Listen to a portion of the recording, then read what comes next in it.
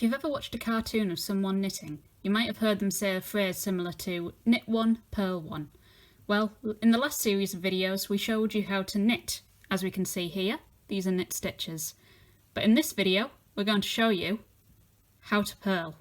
The purl stitch is just the knitted stitch but backwards, and this is how you get the very stereotypical appearance of knitting in your work. The materials and tools required in order to purl are the same as those for knitting. So you need a ball of yarn, 2 knitting needles and some cast on stitches on one of the needles. So just the same as knitting, we put the needle with the stitches on in our left hand, and we have the empty needle in our right hand. Just push these up to the top there. Right. So in order to purl, we need to take this empty right needle and go from right to left through the first stitch. So like this, right to left. To show you that again, from empty needle, the point goes from right to left through the front stitch. This is different to knitting where you go from left to right. It seems like a very small change, but it makes a massive difference. Now we're going to want to hold both the needles in one hand. The easiest way to do this is like that, but you won't be able to see my hands. So I'm just going to hold it a little bit weirdly. Just ignore that. Now we need to wrap the yarn around the needle. So holding the end of the yarn, we go up, left round the back of the right needle, and down. Show you that again. We go up, left round the back of the needle, and down. Now, if we take a look here, we can see just as before we've got the one massive loop going around both the needles and one that only goes through the right needle. And the same as with knitting, we need to get this point between those two loops. So pull it back, up, catch this smaller loop, pull the needles out like that. Then you just move the loop off the left needle and you'll have your first purl stitch, and then you just repeat. I'll show you again. So we go from right to left through the front loop. Using the yarn, we go up, around the back and down.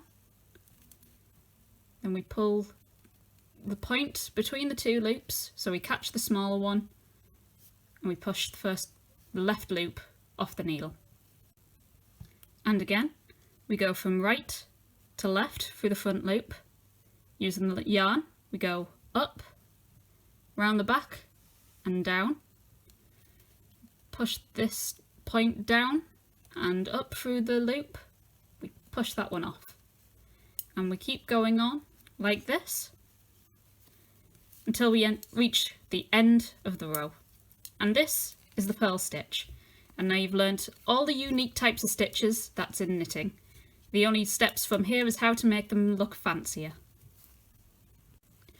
Now you've completed your first row of purl stitches, you might be wondering what you should do next. If you just keep purling all the stitches on all the rows, you'll have the exact same effect as if you knitted all the stitches on all the rows. So instead what we're going to do is we're going to show you how to do a stocking stitch instead, or stockingette as it's also known.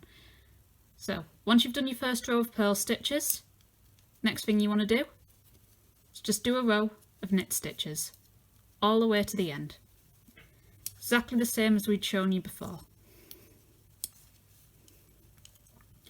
This creates the very stereotypical look of knitting, which I will show you here.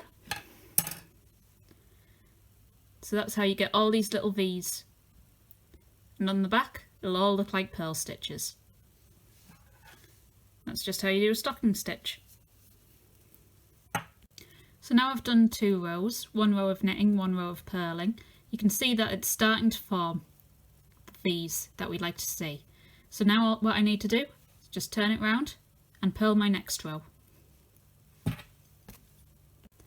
Stockingette's a great decorative stitch, but it doesn't work very well for most projects because it actually curls at the ends. It's completely fine if you're going to sew the ends or if you're going to border the ends with a non-curling stitch such as ribbing or garter stitch, which is where you would knit all the stitches or purl all the stitches. Ribbing we will show you in the next video because it involves a few more steps.